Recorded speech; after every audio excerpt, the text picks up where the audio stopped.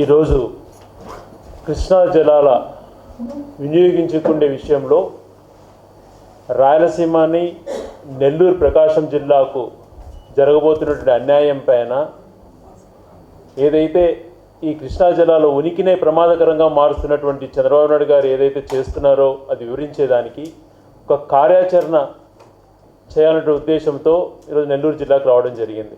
అందులో భాగంగా గౌరవనీయులు జిల్లా అధ్యక్షులు కాకాని గోవర్ధన్ రెడ్డి గారి ఆధ్వర్యంలో పెద్దలు శైలజానాథ్ గారు, గౌరవనీయులు పెద్దలు నదిరిమల్లి రామ్ కుమార్ గారు, గౌరవనీయులు సంజీవయ్య గారు, అలాగే ఆనం విజయన్న గారు మేమంతా కూడా కూర్చొని భవిష్యత్తులో ఏ రకమైనటువంటి కార్యాచరణ అవసరం పడుతుంది, భవిష్యత్ తరాలు ఏ విధంగా నష్టపోతున్నాయనేటువంటిది చర్చించడం జరుగుతూ ఉంది. చంద్రబాబు నాయుడు గారికి ఒక ద్వేషమో లేకపోతే ఒక ఆలోచన లేకుండా పోవడంతో ఈరోజు కొన్ని లక్షల ఎకరాలకు సంబంధించి రైతాంగానికి కానీ ఇక్కడ ఈ ప్రాంతానికి శాశ్వతంగా ఊరేయబోతున్నాడు. ఎగువన తీసుకుంటే కర్ణాటక వాళ్ళు కృష్ణానదికి ఉపనదులైనటువంటి తుంగభద్ర, వేదావతి నదుల పైన వాళ్ళేమో ప్రాజెక్టులు కట్టుకుంటూ పోతున్నారు. ఎగువన కర్ణాటక, దిగువన తెలంగాణ మన ప్రాంతానికి రావాల్సినటువంటి నీళ్లను వాళ్ళు తోడేస్తూ వాళ్ళు వినియోగించుకుంటుంటే కనీస బాధ్యత వ్యవహరించకుండా నిర్లక్ష్యం వహిస్తున్నారు. పైనేమో తుంగభద్ర నదిపైన భద్ర అన్నటువంటి దానిపైన అనేకమైనటువంటి ప్రాజెక్టులు వాళ్ళు నిర్మిస్తున్నారు. చంద్రబాబు నాయుడు గారు మొదటిసారిగా ముఖ్యమంత్రి అయినప్పుడు ఈయన ఆధ్వర్యంలో నేషనల్ ఫ్రంట్ ఆధ్వర్యంలో దేవేగౌడను ప్రధానమంత్రి గారిని చేసినప్పుడు ఈయన నేను చక్రం తిప్పుతున్నటువంటి రోజుల్లో కేవలం ఆనకట్టగా ఉన్నటువంటి ఆల్మట్టిని 119 టీఎంసీలతో అప్పుడు ఒక రిజర్వాయర్ చేశారు. తిరిగి ఇప్పుడు మళ్ళీ ఈయన మద్దతుతో కేంద్ర ప్రభుత్వం కొనసాగుతున్నటువంటి ఈ సమయంలో 120 మళ్ళా ఒక 100 టీఎంసీలు పెంచి 219 టీఎంసీలు ఎగువన ఆల్మట్టిలోనే ఆపితే దాని తర్వాత తెలంగాణకు సంబంధించి రాష్ట్రం విడిపిన తర్వాత తెలంగాణ ఒకటి ఏర్పడింది. వాళ్ళేమో ఏదైతే ఆల్మట్టి దాటిన తర్వాత నారాయణపూర్కి వచ్చిన తర్వాత జూరాలకు వచ్చిన తర్వాత అక్కడ కోయల్ సాగర్, భీమా, నెట్టంపాడు అనేటువంటి ప్రాజెక్టులతో వాళ్ళు లిఫ్ట్ చేయడము, తర్వాత అవన్నీ కూడా కృష్ణానదిలోకి వచ్చి శ్రీశైలంకి వచ్చేటప్పటికి కిందలో 800 అడుగుల్లోనే ఒక పక్కన SLBC Srisailam left branch canal కానీ, తర్వాత మన కల్వకుర్తి ప్రాజెక్టు, దిండి ప్రాజెక్టులు అన్నీ కూడా నిర్మింపజేసి ఒక పవర్కు దాదాపుగా 4 టీఎంసీలు 8 టీఎంసీలు శ్రీశైలంకి వచ్చినాక వదిలేస్తూ ఒక పక్క జూరాలలో 1 టీఎంసీ పైన అక్కడ దాదాపుగా 9 టీఎంసీలు పైగా 820 అడుగులకు రాకముందుకే తోడేస్తున్నారు. ఈ పరిస్థితులు ఉన్నాయి. రాబో రోజులలో రాయలసీమతో పాటు నెల్లూరు జిల్లా కూడా ఎడారిగా మారుతుంది. లక్షల ఎకరాల యొక్క రైతాంగం ఉనికి ప్రశాంతకంగా మారుతుంది అని ప్రశ్నిస్తే దానికి సమాధానం చెప్పకుండా నిర్లక్ష్యంగా మాట్లాడుతూ పక్క రాష్ట్ర ముఖ్యమంత్రి అయినటువంటి రేవంత్ రెడ్డితో తనకున్నటువంటి ఒప్పందాలను ఏమున్నాయో కానీ ఆ ఒప్పందాలను తను గౌరవించడానికి కోసమో ఊగదానికోసమో రాష్ట్ర ప్రయోజనాలను తాకట్టు పెడుతున్నాడు. స్వయాన ఇది ఎవరో చెప్పట్లేదు.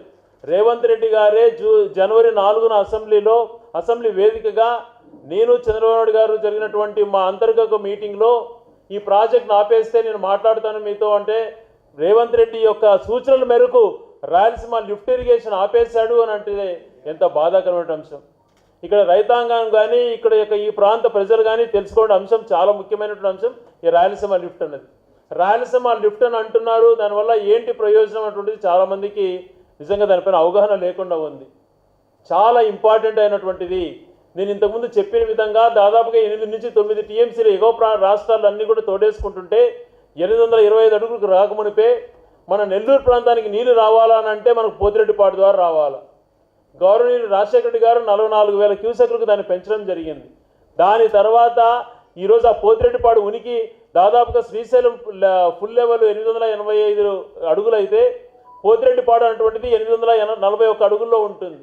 840 అడుగులు చేరేంత వరకు చుక్క నూరు కూడా పోతిరెడ్డిపాడు ద్వారా మనం తీసుకోలేము. 2000 క్యూసెక్లు మాత్రమే మనకు వస్తాయి 840 అడుగులకి. దాని తర్వాత 854కు చేరితే 7000 క్యూసెక్లు వస్తాయి. పోతిరెడ్డిపాడు ద్వారా కూడా పూర్తిగా మనం 44,000 క్యూసెక్లు తీసుకోవాలనంటే శ్రీశైలం ఫుల్ లెవెల్కి చేరాలి. కానీ ఇక్కడేమో 840 అడుగులు కాదు కదా, 800 అడుగుల్లోనే కింది స్థాయిలో అన్నీ తోడేస్తుంటే మనకు ఏ మాత్రం మిగులుతాయి అన్నటువంటిది ఇక్కడ ప్రశ్న వస్తోంది. కంపెన్సేట్ చేస్తుంది. మనం కూడా ఒక 800 అడుగుల్లో 3 టీఎంసీలు పోతిరెడ్డిపాడు ద్వారా మనము బనకచర్ల క్రాస్ దగ్గరికి తీసుకొని వస్తే పోతిరెడ్డిపాడు ద్వారానే ఈరోజు పూర్తిసారి కిందికి రావాలంటే నీళ్ళు అక్కడి నుంచి రావాల్సిందే. ఒక పక్క వెలుగొండకు కానీ చెన్నైకి నీళ్లు పంపించాలన్నా కానీ, సోమశిలకు రావాలన్నా, కండలేరుకు రావాలన్నా, గాలేరు నగరికి నీళ్లు పోవాలన్నా వీటన్నిటికీ కూడా మనకు ఏకైక మార్గం పోతిరెడ్డిపాడు అటువంటిది. మరి ఆ పోతిరెడ్డిపాడుకు 3 టీఎంసీల ద్వారా అక్కడి నుంచి తీసుకుంటే ఇక్కడ నుంచి ఒకవేళ 840 అడుగులు దాటిన తర్వాత కొన్ని నీరు వస్తాయి. ఈ నీటితో ఈ ప్రాంతంలో లక్షలాది ఎకరాలు సోమశిల కానీ, కండలేరు కానీ, వెలుగోడు కానీ, గండికోట కానీ ఇలాంటి ప్రాజెక్టులు అన్నీ కూడా వెలుగోడు కానీ, బ్రహ్మం సాగర్ కానీ ఇటువంటి ప్రాజెక్ట్స్ అన్నీ కూడా ఆయకట్టు స్థిరీకరణ చేయాలంటే ఆ నీళ్లు చాలా అవసరం. మరొక పక్కన మన చెన్నైకి నీళ్ళు ఇవ్వాలన్నటువంటి పరిస్థితులలో మినిమం వెలుగోడుకు 8 టీఎంసీలు ఉండాలా, సోమశిలలో 16 టీఎంసీలు ఉండాలా, కండలేరులో 7 టీఎంసీలు ఉంటేనే చెన్నైకి నీళ్ళు ఇవ్వగలుగుతాం. ఈ రకంగా ఈ ప్రాజెక్టులన్నీ నింపుకునేది ఎప్పుడు, మన ఆయకట్టును స్థిరీకరణ చేసుకునేది ఎప్పుడు?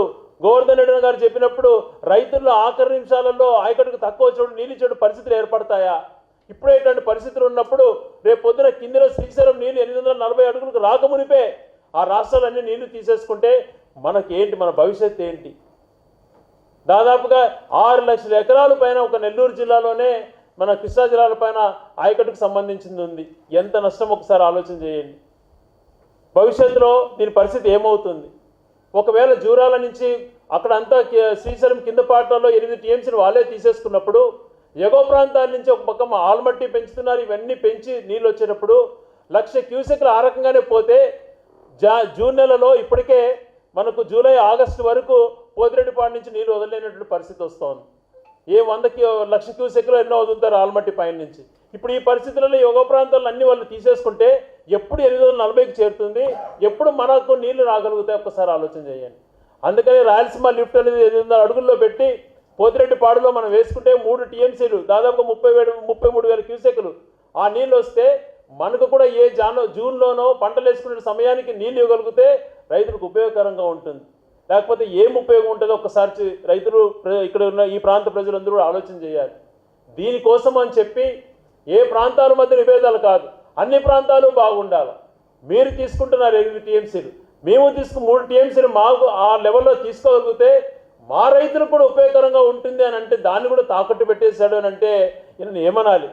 ఒక రాష్ట్ర ముఖ్యమంత్రిగా ఉంటూ ఈ రాష్ట్ర ప్రయోజనాలను కాపాడాల్సింది పోయి ఈ రాష్ట్రానికి ఇంకా మేలు చేయాలంటే ఆలోచనతో పోవాల్సింది పోనిచ్చి 3 టీఎంసీలకు పెట్టారు రాయలసీమ లిఫ్ట్. 3 కాదు ఇంకొకటి 2 టీఎంసీలు పెంచేదానికి అవకాశం ఉంటే చూడండి అనేటువంటి ఆదేశాలు ఇవ్వాల్సిన ఈ ముఖ్యమంత్రి అసలు ఆ ప్రాజెక్టే అవసరం లేదు. ఎందుకు అది అవసరం? 832 అడుగులకు చేరేటప్పటికి 32 టీఎంసీలే శ్రీశైలంలో ఉంటాయి. దాంట్లో 11 టీఎంసీలు తెలంగాణకు పోతే మనకుండా 22 టీఎంసీలే కదా అని అవగాహన లేకుండా హేళనగా మాట్లాడుతున్నాడు. 840 టీఎంసీలకు పైన రావాలనంటే నీళ్ళు అక్కడ వచ్చినప్పుడు కింద నుంచి వాళ్ళు అంత తోడేస్తే మనకి ఎలా వస్తాయి? నేను ఒక పెద్ద మనిషి ఒక చిన్న ఎగ్జాంపుల్ చెప్పాడు రైతులకు అర్థమయ్యే విధంగా. ఒక కుండ ఉంటుంది, కుండ నుంచి నీళ్ళు తీసుకోవాలంటే మనం ఒక కుండకు అర్ధ భాగం పైలో ఒక కుళాయి పెడతాం.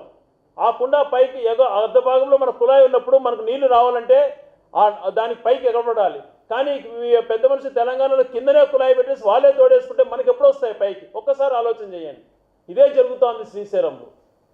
అది ఎంతో నష్టమో అని చెప్పి మనం కూడా ఆ ప్రాంతం అట్లా నీళ్లు తీసుకుంటే మనకు ఉపయోగకరంగా ఉంటుందని చెప్పి ఆలోచనతోనే రాయలసీమ లిఫ్ట్ ఇరిగేషన్ చేపడితే దాన్ని నిర్దాక్షిణంగా దాదాపుగా పనులు పూర్తి అయిపోయినాయి.